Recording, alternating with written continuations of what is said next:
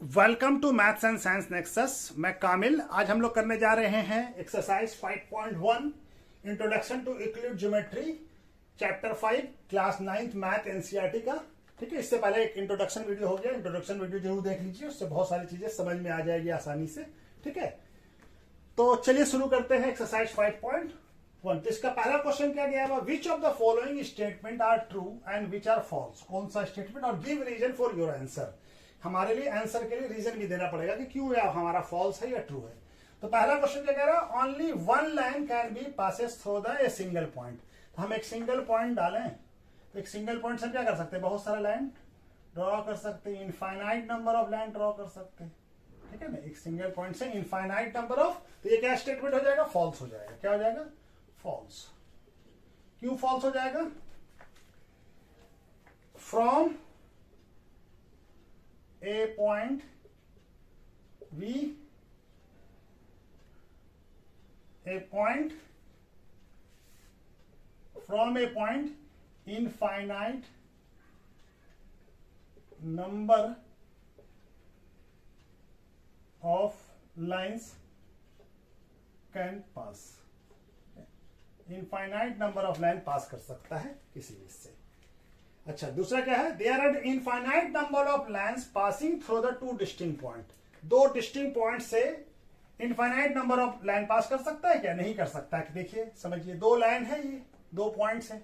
अब इसके बीच में कोई एक ही, ये दोनों को क्रॉस करता हुआ कोई एक ही लाइन ड्रॉ किया जा सकता है।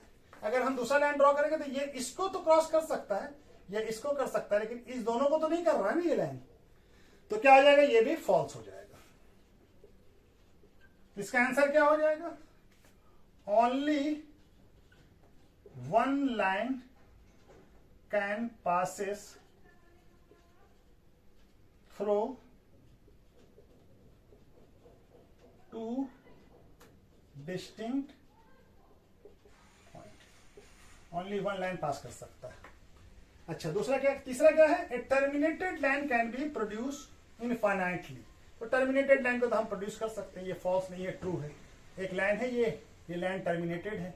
ठीक है, ये ए और ये बी है, इसको हम दोनों तरफ प्रोड्यूस कर सकते हैं इनफाइनाइटली। ठीक है ना, यस ये ट्रू है। ठीक है ना, तो ये ट्रू होगा, यस। तो क्या लिखेंगे, yes A terminated line can produce indefinitely on the both side। दोनों साइड बढ़ाया जा सकता है इसको। ठीक है, अच्छा जी। अब क्या कह रहा है दूसरा, if two circle are equal. अगर दो सर्किल इक्वल है,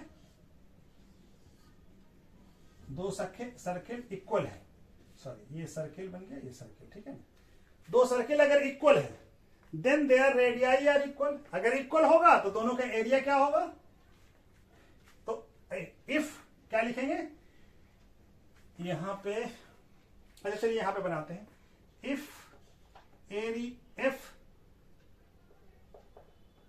circle are equal then their area also equal. तो इक्वल का फॉर्मूला क्या होता है, तो हमारा क्या होता है, इक्वल एरिया ऑफ सर्किल क्या होता है, पाई आर स्क्वायर। मान लिया एक का, इसका R1 है और इसका रेडियाई R2 है, तो क्या हो जाएगा, पाई R1 स्क्वायर और पाई R2 का स्क्वायर। तो पाई पाई कट जाएगा, क्या बच जाएगा, R1 का स्क्वायर इक्वल टू R2 का स्क्वायर। इससे क्या हो जाएगा, R1 इक्वल टू R2। तो ये हमारा दिख रहा है ना, तो ये क्या हो जाएगा, रेडियाई बराबर हो जाएगा। तो ये क्या हो जाएगा, ये ट्रू हो जाएगा। क्या हो जाएगा, ये ट्रू हो जाएगा। ठीक है, तो चलिए ये वाला क्वेश्चन पांचवा भी कर लें। इन फिगर ए बी हमको क्या दिया हुआ है, ए बी इक्वल टू, ये क्या है, देन ए बी, ये भी ट्रू है। ये क्या है, ये पांचवा भी क्या है, ट्रू है। क्यों ट्रू है, देखिए ए बी इक्वल टू क्या दिया हुआ है, ये तो हम एक्सियम में पढ़ चुके हैं, ए बी इक्वल टू और पी बी इक्वल टू, तो एक्सियोम में क्या बोला है, P A B P Q के बराबर है, पी क्यू क्यू, देन क्या हो जाएगा, ये दोनों हमारा क्या है, ए बी पी क्यू है और ए बी, तो P A B P Q, तो पी क्यू का हम क्या लिख सकते हैं, तो पी क्यू का हम लिख देंगे एक्स वाई, तो A B P Q X Y के बराबर हो जाएगा, ए बी और ये दोनों बराबर है तो ये दोनों भी बराबर हो जाएगा, तो ये क्या हो जाएगा, ट्रू हो जाएगा, ये क्या है हमारा ट्रू, ठीक है, ठीक है।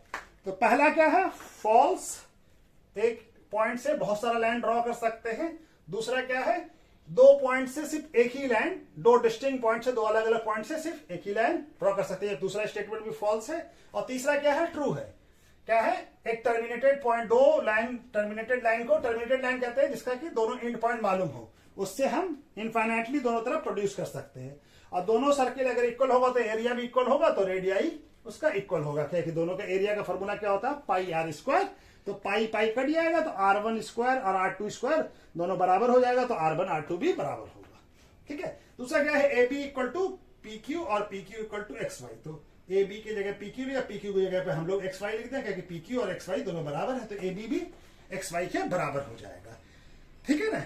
तो चलिए ये हो गया हमारा, ये एक्सियोम में भी था हमारे, यूक्लिड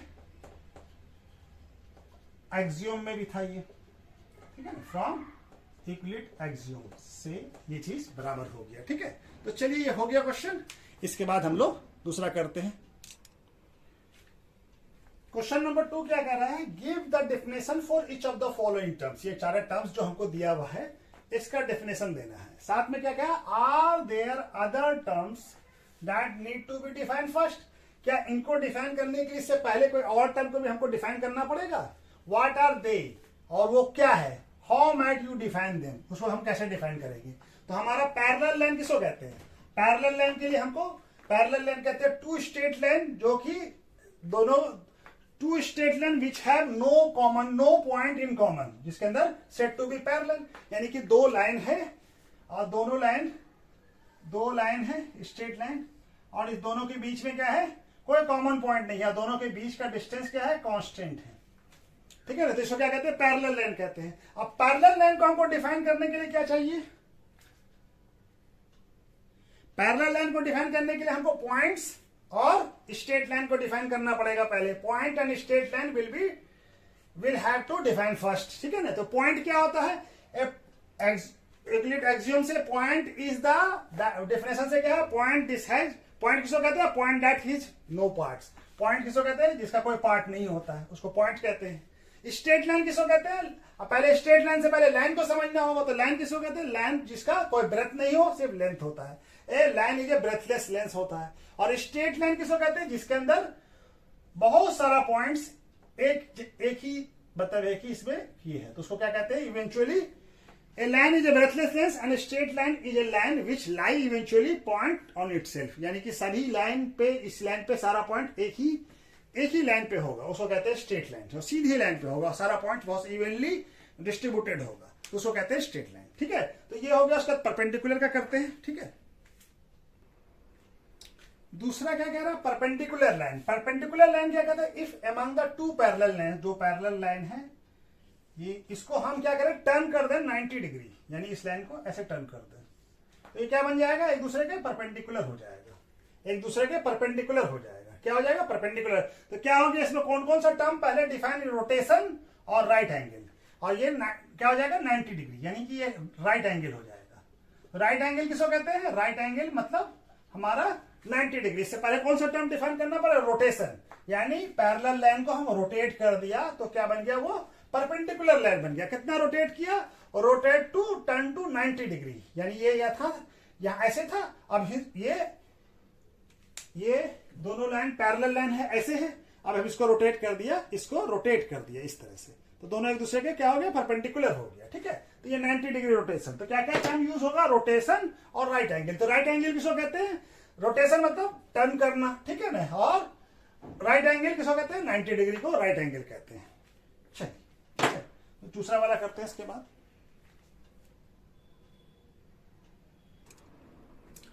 लाइन सेगमेंट क्या है, a line with two end point जिसका हो, दोनों एंड पॉइंट हमको मालूम हो, ऐसे लाइन का है, दोनों एंड पॉइंट हमको मालूम हो, तो उसको क्या कहते हैं, line segment. A line with to and points, दोनों एंड पॉइंट जिसका मालूम हो उसको लाइन कहते हैं। अब इससे लाइन सेगमेंट को डिफाइन करने से पहले क्या क्या चीज को डिफाइन करना पड़ेगा हमको? लाइन को। तो लाइन किसको कहते हैं? ब्रेथलेस लेंथ को लाइन कहते हैं। और पॉइंट, पॉइंट क्या हो गया? जिसका कोई पार्ट नहीं हो, ठीक है ना। लाइन क्या हो गया? Breathless length. और पॉइंट क्या हो गया? लाइन क्या हो गया? ब्रेथलेस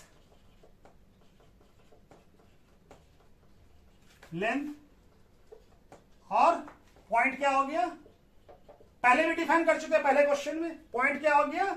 इसका नो पार्ट हो, हैव नो पार्ट, इसका कोई पार्ट नहीं होता हो, ठीक है, उसको क्या कहता है? पॉइंट। ठीक है, तो चलिए ये वाला भी हो गया। इसका दूसरा करते हैं।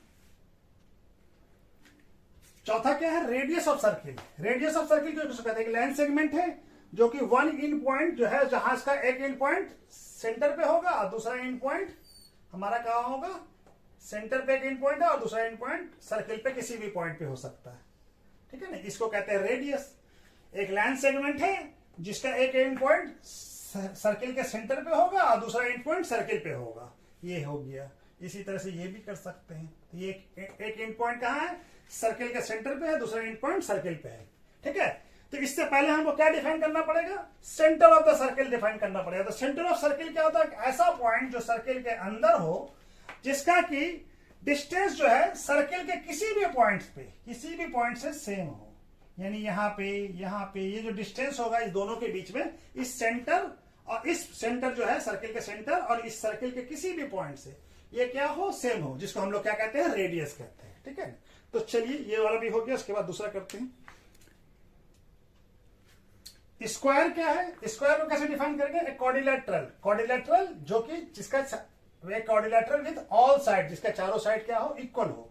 और ऑल एंगल जो भी इंटीरियर एंगल है अंदर का, वो सारा क्या हो? राइट एंगल के बराबर हो, यानी कि सारे एंगल 90 डिग्री के बराबर हो। तो उसको क्या कहते हैं? स्क्वायर। अब इसके स्क्वायर को डिफाइन करने से पहले क्या डिफाइन करना पड़ेगा? क्वाड्रिलेटरल क्या होता है? तो फोर साइड के क्लोज फिगर को क्या कहते हैं? फोर साइड के क्लोज फिगर को क्या कहते हैं? हम क्वाड्रिलेटरल कहते हैं। तो क्वाड्रिलेटरल को डिफाइन करना पड़ेगा। बाकी एंगल और क्या कहते हैं साइड, ये डिफाइन करने की जरूरत नहीं, सिर्फ क्वाड्रिलेटरल को डिफाइन करना पड़ेगा फोर साइड के, ठीक है। क्वेश्चन नंबर 3 क्या कह रहा है? Consider the two postulate. दो पोस्टुलेट दिया हुआ। पहला पोस्टुलेट क्या है?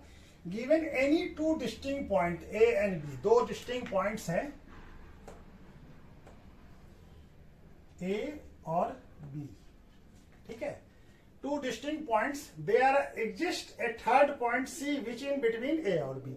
ए between A and B, C कोई पॉइंट हो सकता है इस पे?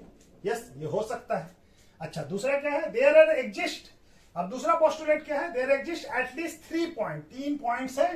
दे are not on the same line, यानी 3 अलग अलग पॉइंट्स है। मान लीजिए ये पॉइंट्स है जो कि एक लाइन पे नहीं है। ये ए है, ये बी है और ये सी है। ये एक लाइन पे नहीं है, तो क्या है? दे एग्जिस्ट कर सकता है? यस, कर सकता है ऐसा, ठीक है। There exist at least 3 point that they are not on the same line. तो 3 पॉइंट्स है जो कि सेम लाइन पे नहीं है, ये भी एग्जिस्ट कर सकता है। Do this postulates content any undefined terms? कोई अनडिफाइंड टर्म्स है इसमें या नहीं, ये बताना है। दिस पोस्टुलेट कंसिस्टेंस है या नहीं, ये बताना है। और they do not Euclid, they follow from the Euclid postulate को फॉलो करता है कि नहीं फॉलो करता है, इसको एक्सप्लेन करना है। तो इन पोस्टुलेट 1 में क्या है? Between A and be remain undefined terms है। क्या क्या है? पॉइंट्स और लाइन्स है। ये पॉइंट्स कहां पे है ये नहीं बताया गया है। और ये लाइन के बारे में भी इसमें अनडिफाइंड टर्म्स है कि लाइन भी नहीं बताया गया है इसमें, कि ये एक ही लाइन पे है, क्या है, इस तरह से स्ट्रेट लाइन है, ये नहीं बताया गया है। अच्छा, दूसरा क्या है कि दे पोस्टुलेट कंटेंट अनडिफाइंड टर्म्स। हो गया कि अनडिफाइंड टर्म्स पॉइंट्स और लाइन्स इसमें नहीं डिफाइन किया गया। पहले पॉइंट्स और लाइन को इसमें डिफाइन करना होता। उसके बाद पोस्टुलेट और कंसिस्टेंस। यस, दे पोस्टुलेट और कंसिस्टेंस है या नहीं, ये बताना है। ये कंसिस्टेंस है। क्यों कंसिस्टेंस है? Because they do not contradict each other. ये दोनों चीज अलग अलग है, तो दोनों स्टेटमेंट अलग अलग है, दोनों पोस्टुलेट डिफरेंट है। तो इसी वजह से they do not contradict each other, both this postulate do not follow. अब उसके बाद तीसरा क्वेश्चन क्या है? यूक्लिड पोस्टुलेट को ये फॉलो कर रहा है, तो both this postulate do not follow Euclid postulate. However, they followed axiom. कौन सा axiom? ये axiom given two distinct point, there is a unique line that passes through the. दो distinct points होगा, तो इसके बीच से एक यूनिक लाइन, तो एक यूनिक लाइन पास किया जा सकता है दो पॉइंट्स के बीच में से। ये ए है, ये बी, ठीक है, इससे एक ही लाइन पास किया जा सकता है, दो डिस्टेंस जो उसको की सेम लाइन पास करे। ठीक है, तो इस तरह से क्या हो जाएगा, ये इसका आंसर हो जाएगा। This postulate A undefined terms कौन कौन सा हो गया, पॉइंट्स एंड लाइन, और पोस्टुलेट क्या है, कंसिस्टेंस है, क्योंकि दोनों एक दूसरे को कंट्राडिक्ट नहीं कर रहा है इसी वजह से। और ये यूक्लिड पोस्टुलेट को फॉलो नहीं कर रहा है, ये एक्सियम को फॉलो कर रहा है।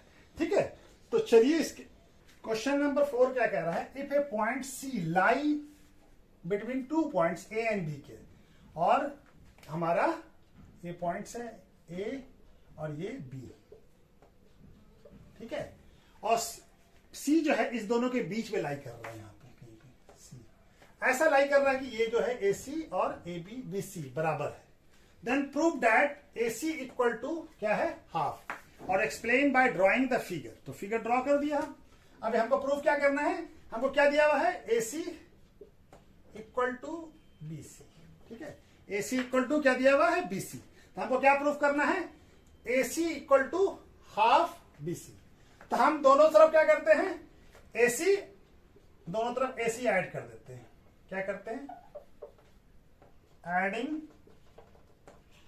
Both side A C. Equal adding, equal को इक्वल से ऐड करेंगे तो इक्वल ही रह जाएगा। A C plus A C equal to क्या हो जाएगा, A C plus B C. तो ये क्या हो जाएगा, ए सी प्लस ए सी क्या हो जाएगा, 2AC। अब ये ए सी है और ये बी सी है, इस दोनों को जोड़ दें, ये यहां से यहां तक ए सी है और यहां से यहां तक बी सी है, तो जोड़ दे तो क्या बन जाता है, ये ए बी बन जाता है। तो ए सी क्या हो जाएगा, 2 यहां आ जाएगा, ए बी बाई 2। इसको कैसे लिखा जा सकता है, हाफ ए बी। यही तो प्रूफ करना था हमको, यही प्रूफ करना था ना। ठीक है ना, तो प्रूफ हो गया। क्वेश्चन नंबर 5 क्या कर रहे हैं, in question 4 point C is called mid point. अभी हम क्वेश्चन नंबर 4 बनाया था, क्या बनाया था कि हमारा एक लाइन सेगमेंट ए बी था और सी जो है ये इसका ए सी और ये दोनों बराबर था, तो सी क्या है, मिड पॉइंट हो गया। ठीक है ना, mid point of line segment A B. तो हमको ए सी इक्वल टू क्या आ गया था, हाफ ए बी। ठीक है, ये प्रूफ किया हम। Prove that every line segment has only 1 point, यानी कि ये जो सी है यही एक मिड पॉइंट है, इसके अलावा और कोई मिड पॉइंट नहीं है, ओनली 1 मिड पॉइंट।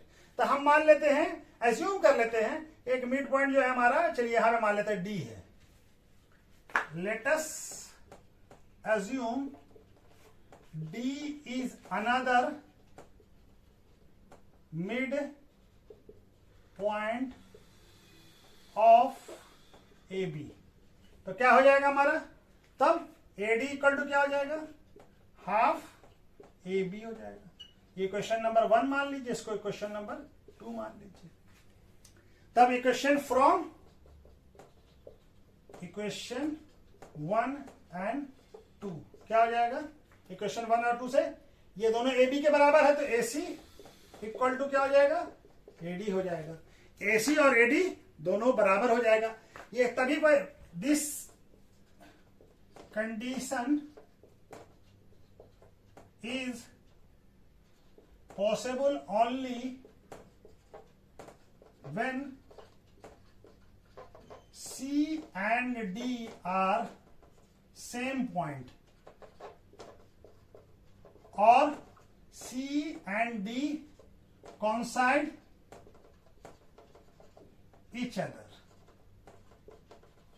ठीक है, तो coincide each other यानी तब क्या हो जाएगा, AC जो है AC और AD बराबर हो जाएगा। तो ऐसा यानी कि D और C कोई अलग अलग पॉइंट नहीं है, एक ही पॉइंट है। ठीक है ना, तो चलिए ये वाला क्वेश्चन भी हो गया। तो हमारा उसके नेक्स्ट क्वेश्चन नंबर 6 क्या कह रहा है, if AC equal to BD है। AC क्या दिया हुआ हमको, AC इक्वल टू BD दिया हुआ, गिवन है ये हमको। तो हमको क्या प्रूफ करना है, ठीक है, टू प्रूफ क्या करना है, हमको प्रूफ करना है AB equal to CD। AC कौन सा है, ये वाला, यहां से यहां तक क्या है AC, है ना, यहां से यहां तक AC और यहां से यहां तक क्या है BD। ठीक है, AC और हमको गिवन है कि AC और BD बराबर, चलिए लिख लेते हैं AC इक्वल टू BD। अब AC से हम BC निकाल दें, माइनस BC और BD से भी BC माइनस कर दें तो दोनों बराबर होगा। इक्वल से इक्वल चीज को सब्सट्रैक्ट किया जाए तो वो दोनों चीज बराबर होता है। तो AC से, ये पूरा AC से अगर हम BD निकाल दें तो हमारे पास क्या बच जाता है, AB बच जाएगा। उसी तरह से BD से हम BC निकाल दें तो हमारे पास क्या बच जाता है, ये CD बच जाएगा। ठीक है, तो ये हमारा प्रूफ हो गया। यही प्रूफ करना था ना, AB इक्वल टू CD। ठीक है, चलिए क्वेश्चन नंबर 7 क्या कह रहे हैं, Why is the axiom 5 is the list of Euclid axiom considered to be universal truth? Note, हम तो क्वेश्चन किसके बारे में है, एक्सियम के बारे में है, पोस्टुलेट के बारे में नहीं है। तो एक्सियम 5 क्या है, क्या है, whole is greater than part. ठीक है, ये है एक्सियम, पोस्टुलेट नहीं, एक्सियम के बारे में बात करें। एक्सियम 5 क्या है, होल, कोई भी चीज का, देखिए सर्किल ले लेते हैं, ये एक सर्किल है। ठीक है, ये सर्किल है, इसका सेंटर है, ये यहां से इसको पार्ट कर लीजिए तो क्या होगा, ये हमारे साथ ये जो है, ये जो पार्ट है इस सर्किल का, इससे इस सर्किल से छोटा ही होगा। ये हमेशा जो होल होगा, पूरा सर्किल जो होगा, इसके किसी भी पार्ट से क्या होगा, बड़ा होगा। ठीक है ना, कोई भी चीज को हम इसको, ये लाइन खींचा, इसका एक पार्ट यहाँ पे, ये लाइन का ये पार्ट ले लिया, तो ये लाइन जो है, ये जो होल जो पूरा लाइन है, लाइन सेगमेंट है, ये इससे तो, इस लाइन सेगमेंट से तो बड़ा ही होगा ना, हमेशा ग्रेटर होगा। ठीक है, तो इसी वजह से ये हर जगह लागू होता है। ठीक है, मान लीजिए पेन है, ये मार्कर है, इस मार्कर को हम काट दें तो ये मार्कर जो है, पूरे मार्कर, ये इसका जो पार्ट काटेंगे, ये पूरे मार्कर से तो जो भी पार्ट काटेंगे इस पूरे मार्कर से छोटा ही। मान लीजिए ये कैप है, ये कैप जो है इस पूरे मार्कर का पार्ट है, तो कैप जो है ये पूरे मार्कर से छोटा ही होगा ना, किसी वाले तो बड़ा तो नहीं हो सकता है। ठीक है ना, तो ठीक है, तो एक्सियम इसी वजह से ये सारी चीजों पे लागू होता है। इसी वजह से इसको क्या कहते हैं, ये एक जनरल ट्रूथ है जिसकी वजह से सभी जगह पे ये इंप्लीमेंट होता है। इसी वजह से इसको क्या कहा जाता है, इसको कहा जाता है हमारा यूनिवर्सल ट्रूथ। ठीक है, इसको universal truth because this can be implemented anywhere of the world, therefore this is called universal truth। ठीक है, चलिए हो गया। चलिए यूक्लिड ज्योमेट्री भी खत्म हो गया। अब इसके बाद लाइन्स एंड एंगल्स पे हम लोग लगेंगे। ठीक है, चलिए नेक्स्ट वीडियो लाइन